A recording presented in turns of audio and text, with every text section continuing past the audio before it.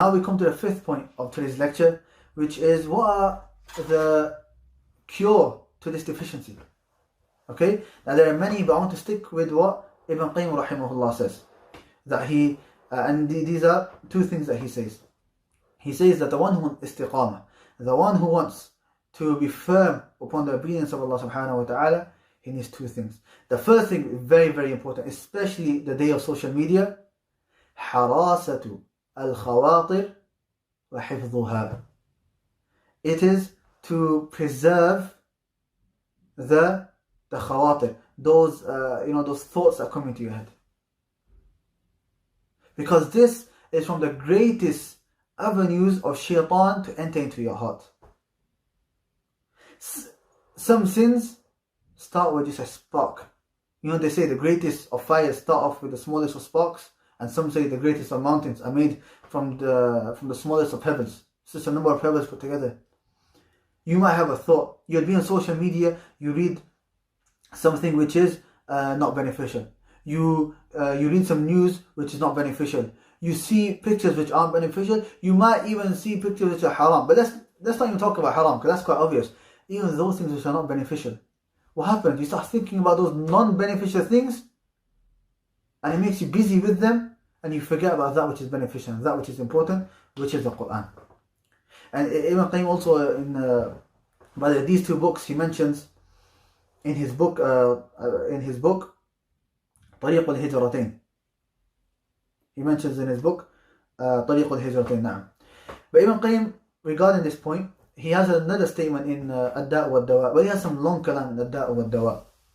Okay, and this is an amazing book also. All of Ibn Qayyim's books, Allahu Baraka, are amazing. And he talks about this in depth. And he mentions إِنَّ الشَّيْطَانَ لَكُمْ عَدُوٌّ فَاتَّخِذُوهُ عَدُوًّا. Like Allah subhanahu wa ta'ala says in Surah Fatir, that really shaitan is an enemy. So take him as an enemy. Because shaitan will come to you, try to make you commit shirk. If not major sins, if not minor sins, and make you constantly commit those minor sins. If not, then he will take you away from that which is beneficial. If he can't make you fall into anything which is haram, that you get any type of sin, he will stop you doing those things which are good. And from this, okay, we know that, and if he can't even make you do that, he'll make you become busy in those things which are permissible. Okay, not necessarily haram, but those things, he'll busy you with things which are just permissible. And you might not think that it's permissible, but he's just made you busy with that, and you spend all your time with that. And you are busy and you are not focused on that which is beneficial, which is the Quran. And if you know this, then you know this is a war between you and shaitan. Shaitan is never giving up on this war. He will come to you. Every avenue he can find, shaitan will come and he will try to attack you. This is a real war. We ask Allah subhanahu wa ta'ala to guide us and to be confirmed in this war against shaitan. And this Ibn Qayyim in his another book in Al-Fawaid, he says, قبول المحل مشروط بفراغ ضده. That this place of the Quran, for it to accept the Quran, the heart, for it to accept the Quran, there's a condition. Is that he has to be empty.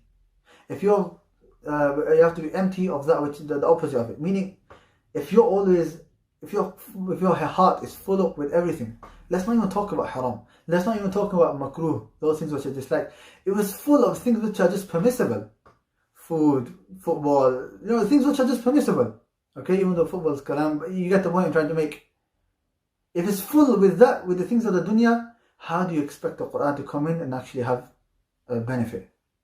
So this is the first way of curing this, which is to protect these thoughts that come into your mind. The second is صدق التأهب للقاء الله. Sincerely preparing yourself for meeting Allah subhanahu wa ta'ala. And this is from the most beneficial and the most profound things which allow you to become steadfast. Whoever remembers Allah and he remembers the last day, then his goal is clear in front of him.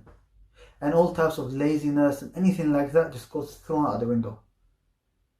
And like Shaykh Abdul Muhsin al-Abbad, he says, Al-umru qasir وَالْوَقْتُ قَلِيلٌ وَالْأَجْلُ يَأْتِي بَغْتَةً وَاللَّهُ الْمُسْتَعَانُ.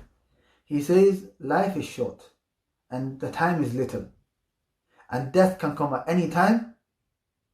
Wallahu musta'an. And it's Allah subhanahu wa ta'ala whom we seek help from. So we should always remember Yawm al-Akhirah and remember our goals, and this will help us remember us in the Quran and learning that which benefits us.